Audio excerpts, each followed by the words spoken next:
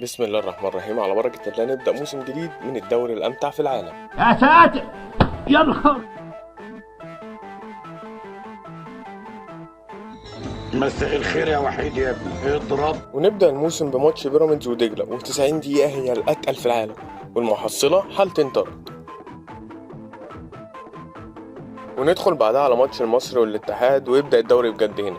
المصري يمسي على الاتحاد ب3 أجوان، يسجل عبد الرحيم دغموم أول أهداف البطولة، ويتعادل الاتحاد، وبعدها يخش عبد الرحيم دغموم يحط الجون التاني قبل ما يخش عمر الساعي يجيب التالت ويدينا شقلباز. قال يعني أنا خسيت. ومنه على ماتش الزمالك وسيراميكا، ويسجل ناصر ماهر الجون الأول بأسيست الفدائي آدم كاين، ويختمها معانا محمد شحاتة بجون من نص الملعب. يا ابن اللعيبه يا فاجر.